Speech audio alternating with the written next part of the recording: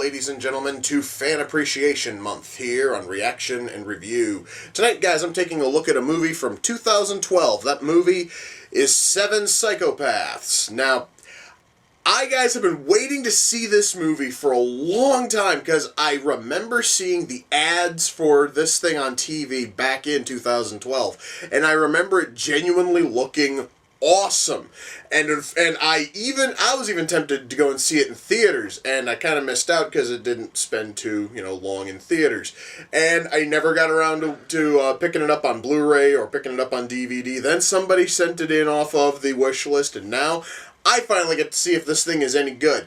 Unfortunately, since now, between 2012 and now, I do not remember a thing about the ads outside of the fact that we have Colin Farrell, we have Woody Harrelson, we have Christopher Walken, we have an awesome cast here. And I also remembered that this film was written and directed by the same guy who wrote and directed In Bruges. And I loved In Bruges, so I'm hoping for this thing to be as good, if not better than, that. And it very well could be. The only way I'm going to find out if this thing is any good at all, though, is if I shut up and I push play, and I'm going to do that right now. So, without further ado, it's time to kick back, relax, and check out Seven Psychopaths.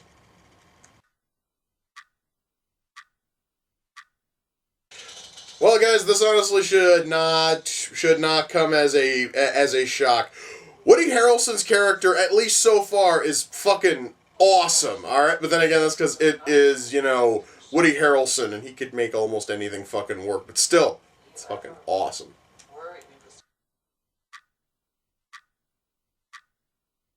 Okay, that's certainly a creative way of taking care of a serial fucking killer. That is really fucking creative. I am really beginning to like, this fucking character, guys. Do you guys want to know what I have noticed when it comes to this writer?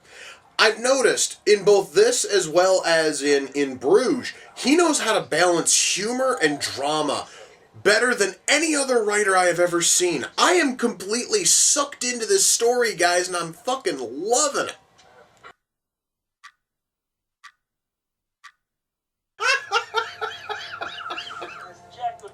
Holy shit, okay, well, that kind of came out of nowhere. It's really fucking cool, but that came out of fucking nowhere, dude.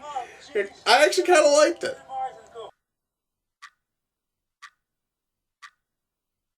Well, that kind of brought the mood down a little bit. I don't think I've ever had a movie just sort of make me feel this down over the death of a character in a long time. However, that's because I really liked the fucking character. No, I'm not going to tell you who. You're just going to have to watch the fucking movie for yourselves.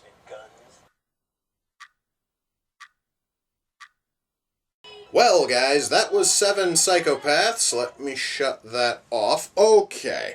Now, at the start of this video, I said that the person who wrote and directed Seven Psychopaths also wrote and directed In Bruges.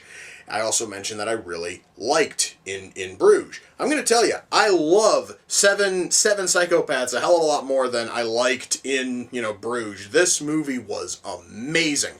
And I'm going to start by talking about the writing. I want to start by talking about shifting the tone of your film, because I have mentioned this in other fucking reviews that a lot of movies do not know how to properly shift their tone and make it work. A really good example is the World's End, which actually that problem hits that whole fucking trilogy, where it's basically solid fucking comedy for most of the movie, and then you get slammed with this fucking 5-minute or 10-minute gap where everything suddenly becomes somber and serious.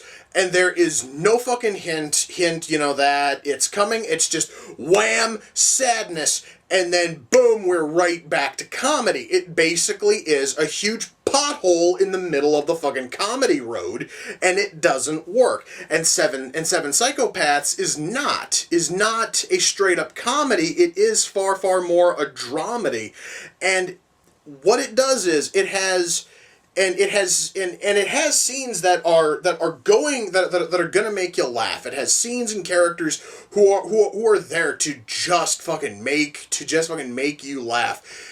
And then all of that is broken up by some fantastic drama that all just flows perfectly. So guys, you will find yourself laughing fucking hysterically at some of these situations and scenes and some some of the dialogue.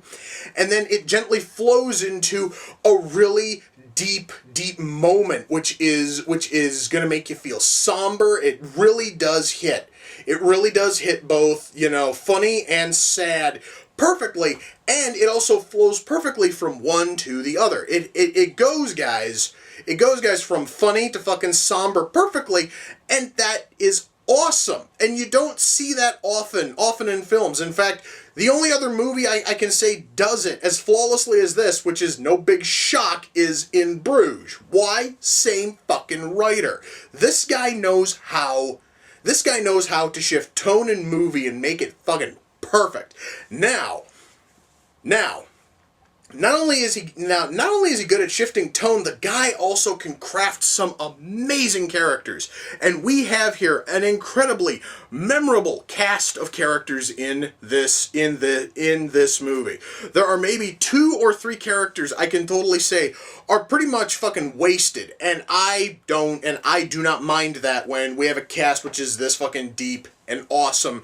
I can totally let a couple of shallow, shitty characters slide.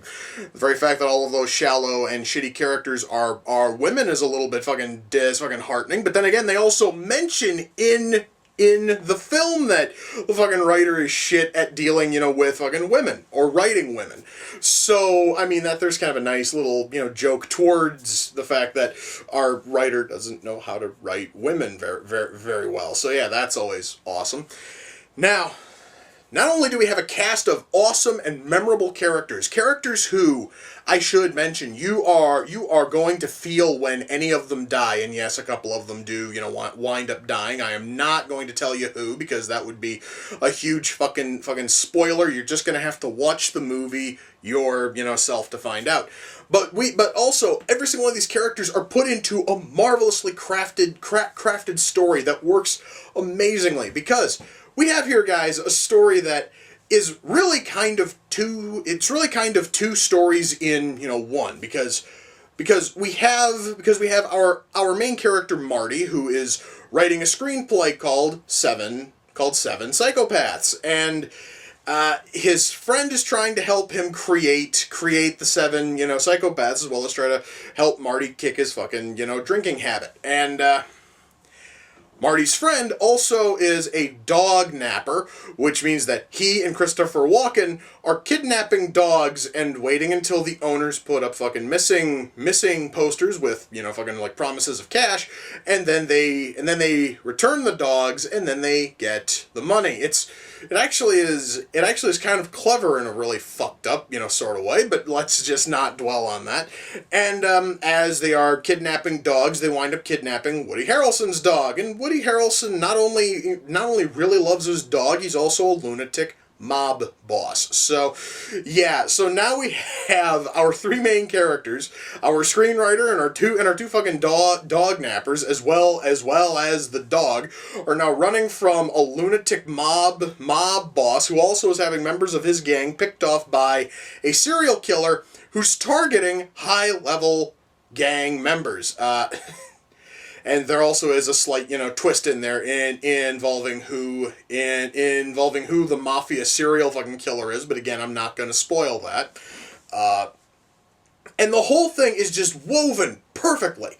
So we have fucking scenes that are tied into what is technically the real fucking world of seven psychopaths.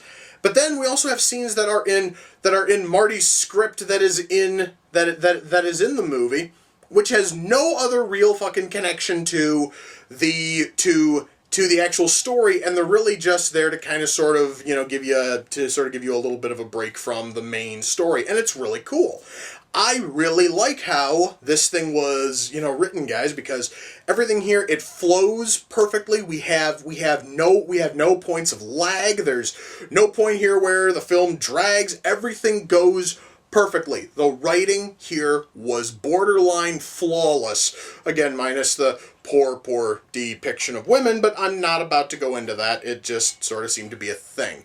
Anyway, writing here is awesome, and the acting is equally as awesome. However, though, considering the fact that we have in here Christopher Walken, Woody Harrelson, Colin Farrell, you know, we have here, guys, a top-notch fucking cast, and all of them are turning in stellar showings. And I'm going to tell you, if there is any one character who completely steals everything, shockingly, it is not Woody Harrelson, and it's not Christopher Walken. Sam fucking Rockwell just sort of comes out, and he is the most memorable character in the entire fucking movie. And if there is any reason to watch this besides the fact that when the fuck else are you going to see Christopher Walken and Woody Harrelson sharing fucking screen time, watch this for Sam fucking Rockwell's performance, and also for his character.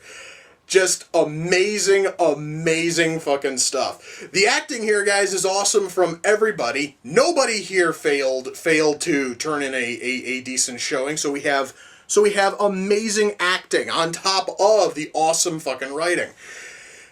Camera work here is really good. The lighting here is awesome. Special effects. There is tons and tons of blood, and all of it. There's tons of blood, and there also is a little bit of gore, and all of that is done really well.